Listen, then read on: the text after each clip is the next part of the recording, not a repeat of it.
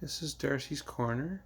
This is August 8th, 2023, and this is my second attempt to record this, so we'll see how it goes. I recently come across a TikTok talking about a sense of a foreshortened future and how it's a symptom of trauma and PTSD.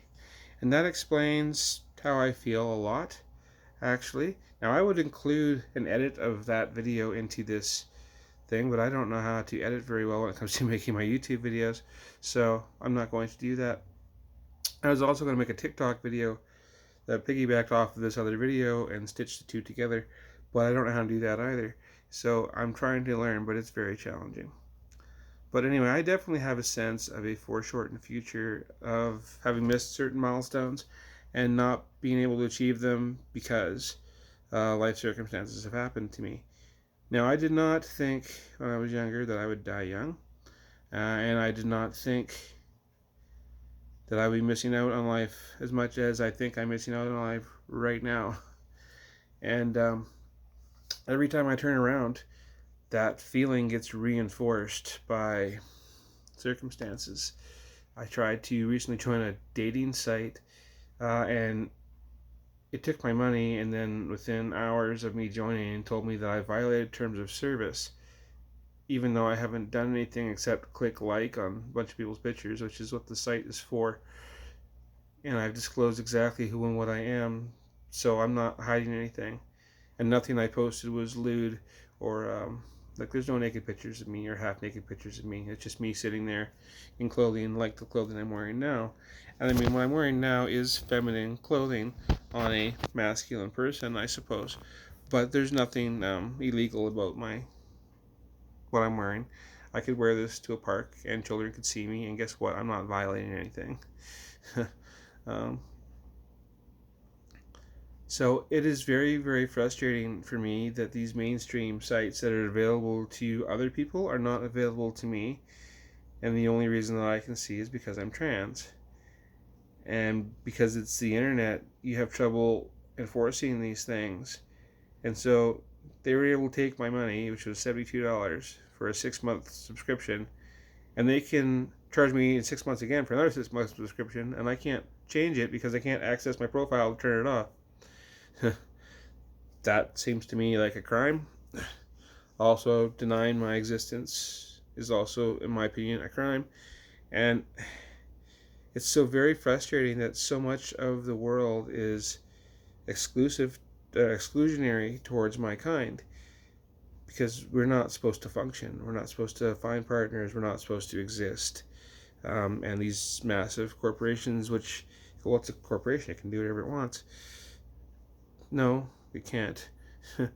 There are like laws against that, and discrimination in particular is a horrible thing. Even if it's a corporation, that corporation can't go, well, we deny you because you're Jewish or because you're black or because you're trans.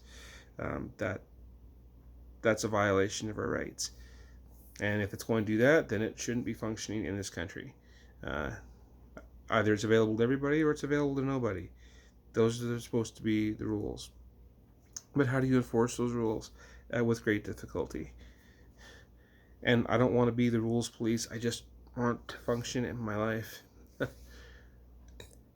I would very much like to meet a person or persons who sees what I am and they're cool with it and it works for them.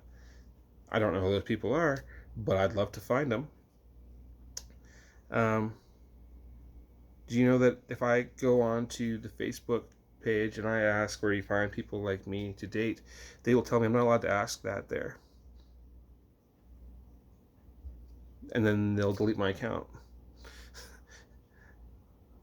There is no place where I'm allowed to go and ask, how do I meet people who are interested in people like me? That does not exist. There are all sorts of websites that will lie to you and take your money and then send you lots of bots that are interested in you that are not real people. Those exist. But otherwise, you're just supposed to know. And there's a generational difference too, because the great thing about the Gen Zs and below is that they have been grown up accustomed to this type of thing much more, and so they're out.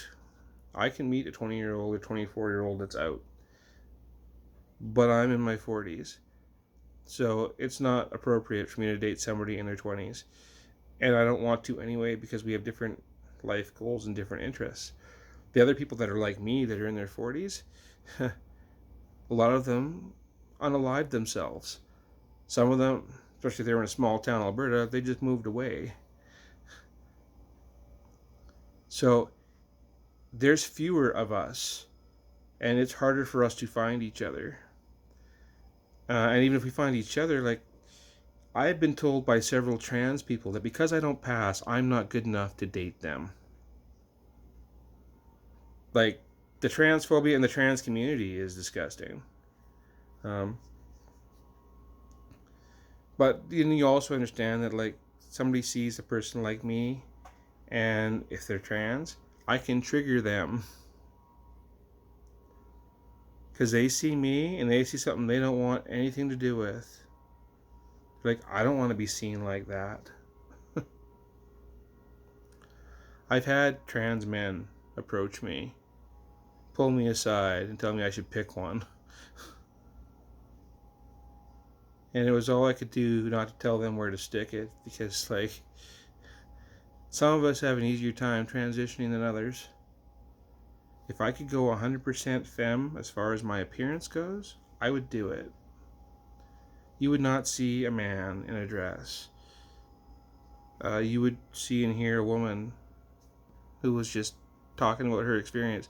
There are many lovely trans women creators on YouTube and TikTok and everywhere else who, unless the only reason you know they're trans is because they've told you, or because they're actively advocating for trans rights, and they're saying, look, I'm trans and there's nothing wrong with it, and other people can be trans too, and you should defend them. And God bless those women, or those men if it's a trans man. Okay, I will probably never pass, so I don't have that option. I will never blend. I will always stand out. I'm in a small town, so it feels like everybody knows who I am. I'm like a bug in a jar here. Oh, we'll just move. Yeah, like that's easy or something. It would cost me several $1,000s to move, and I'm unemployed, so that's not really an option. Also, at the moment, this is my home. I have to move because I'm trans? No, I don't. This is not Florida or any of those other states where they force you to move because of who you are, which is disgusting, by the way. You should never be forced out of your home because you happen to be trans. You can be trans and you can be Russian, you can be a Texan, you can be an Afghanistan person, and you should never be forced to leave your home because of who you are. Anyway, this is Darci's rant. I'm very angry that I have no vehicles to move forward, but anytime I try to do anything, that service will take my money and then say, we don't have to serve you anymore, but don't worry, in 6 months we'll do it again. So, this is Darci's rant again, I guess. I'm going to cut it off now. It's getting long. Peace.